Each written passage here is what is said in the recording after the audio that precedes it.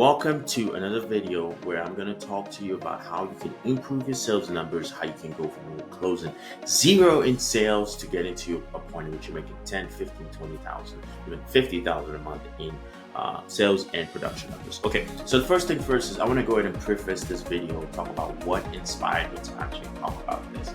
Now, this video does not cover everything that has to do with sales and everything that you need to know about sales, but it covers the most important details of it. Okay, now the most important details of it is it covers your mindset. All right, I want to go ahead and talk about mindset because mindset is probably 90% of anything when it comes to sales. Okay, 90%. And the reason why I want to go ahead and bring this up to you is because a lot of people complain and say, oh man, I'm not closing enough deals, or I'm not selling enough policies, or I'm not helping enough families, or whatever it may be. And I want to go ahead and talk about how you can go ahead and take out that mindset right now and get to the point in which you're selling a lot of whatever your product is. Okay, so to be able to sell anything, you first need to understand that it starts with you. Okay, it starts with you.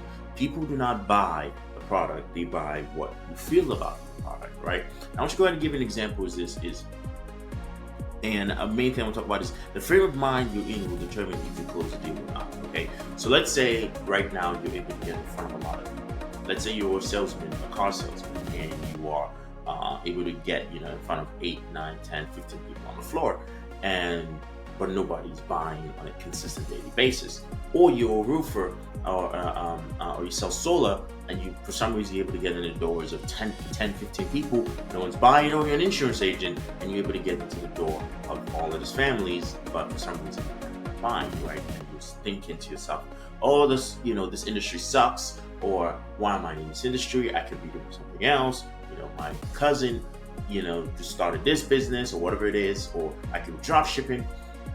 It's very easy to get overwhelmed by the noise that's out there, but here, after you watch this video, by the end of this video, you should get more clarity as to what you should focus on. Okay, so an example, and I want you right now to sell me a car. Okay, I want you to sell me this car. Okay, you see this gorgeous, amazing looking Honda Civic. I want you to sell me this car. By first glance, let me ask you a question. By first glance, what is your perception of this car? Okay, you're probably like, man, it's a beat up Honda. The car looks like it's in a junkyard. The paint job, it needs a new paint job.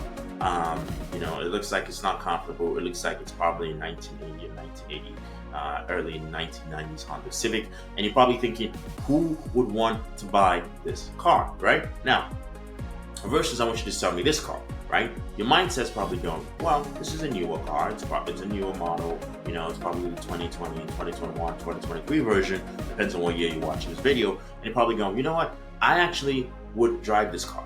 Okay. Now I want you to understand. I want to ask you a question. Do you see yourself in this car, or do you see yourself in this car? Okay. If you're like any logical, sane person, you probably see yourself in this car. But now here is the main key point as to this example.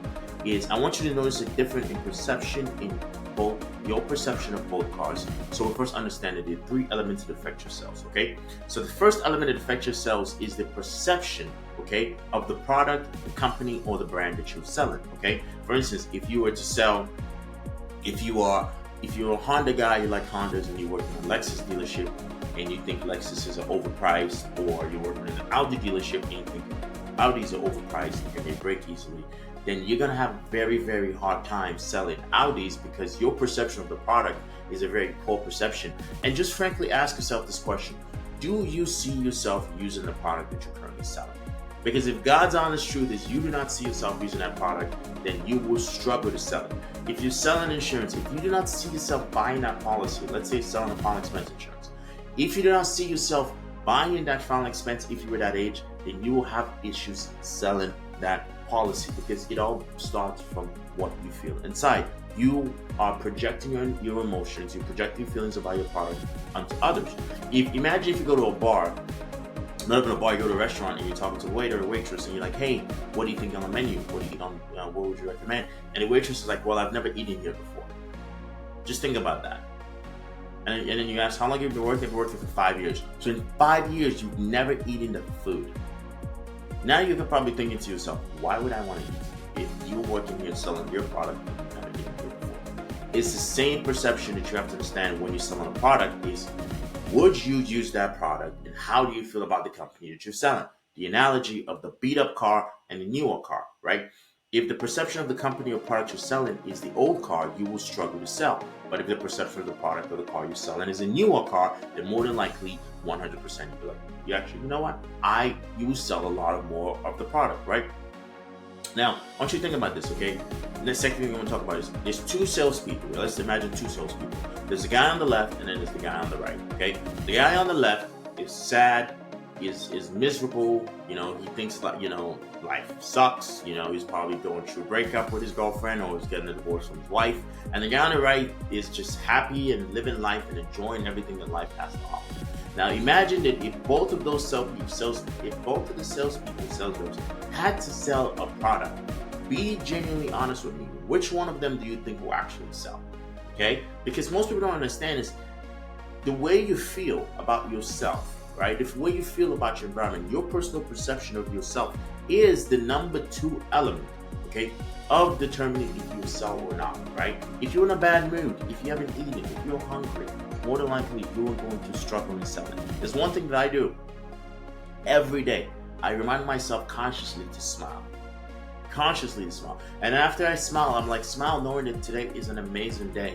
And then I remind myself about something positive about the day, something positive about the person I'm with, something positive about what I'm doing at that moment. The reason why I do that is because it puts me in a state of mind where when I'm interacting with you, when I'm making this video, when I'm talking to someone, I'm not doing it from a perspective of, oh man, I haven't eaten anything today. Oh, I'm so tired. I'm so exhausted.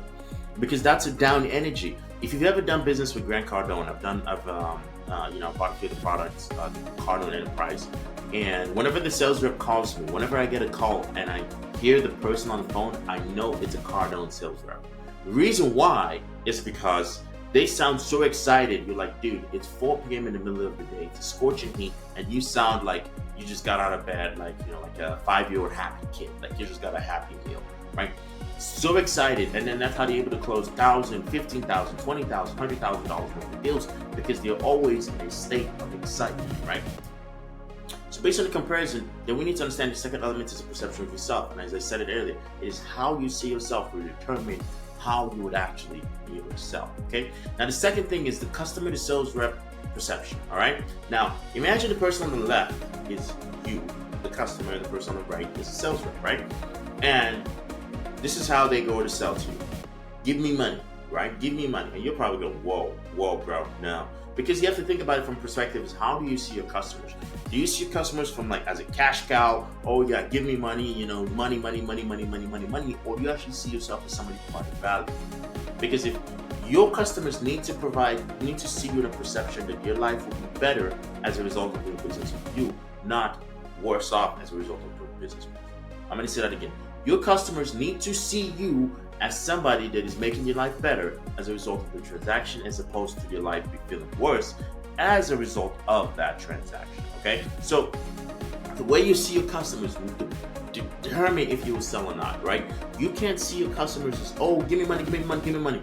The reason why, like for instance, I come from the insurance industry background, and most insurance agents quit because they don't get in it for the right reasons, right? They get in the industry thinking, oh, I want to sell 20, 50, 60, 70, 80, 100 policies so I can make $100,000 or $1 million. They get into it and then they struggle at the first resistance, they quit, right? Because guess what? You will encounter resistance as part of the growth process. When they encounter that resistance, they end up quitting, and then when they quit, they go, oh, industry sucks. Everybody in insurance sucks. Blah, blah, blah, blah, blah.